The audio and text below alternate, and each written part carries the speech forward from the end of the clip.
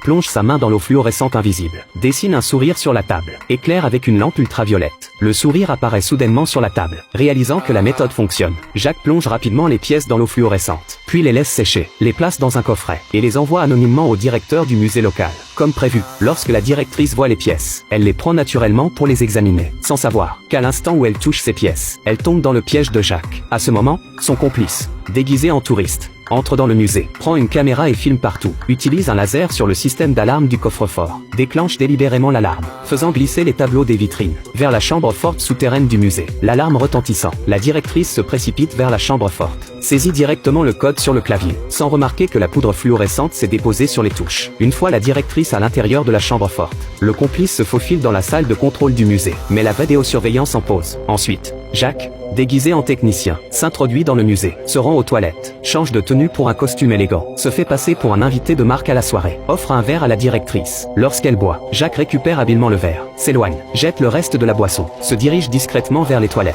sort un produit préparé pour relever les empreintes, en verse sur un coton médical, le place avec le verre dans un sachet hermétique. En à peine une minute, les empreintes sur le verre deviennent parfaitement visibles. Jacques enfile des minigants, prélève les empreintes du verre, se dirige directement vers l'ascenseur de la chambre forte, utilise les empreintes pour déverrouiller la serrure à code. Lorsque Jacques arrive devant la porte de la chambre forte en ascenseur, il communique rapidement à son complice les lettres couvertes de poudre fluorescente. Le complice saisit ces lettres dans l'ordinateur, déchiffre rapidement le code correct de la chambre forte. La seconde suivante, la porte s'ouvre. Il se dirige directement vers le coffre, soulève le drap blanc, place le tableau d'une valeur de 5 millions dans un sac plastique, quitte directement le musée, sans savoir que ses actions sont observées par la directrice, qui ne le démasque pas. Elle aussi veut savoir s'il y a une carte au trésor cachée dans le tableau. L'homme frotte constamment un coton-tige sur un citron. Une fois le coton-tige complètement imprégné de jus de citron, il l'applique rapidement au dos du tableau. Il veut utiliser le principe de révélation par acide, pour voir s'il y a une carte au trésor cachée derrière le tableau. Cependant, une fois le tableau complètement humidifié, aucune carte au trésor n'apparaît. Alors qu'il s'interroge, le père de Jacques dit soudainement « Et si on le chauffait un peu ?»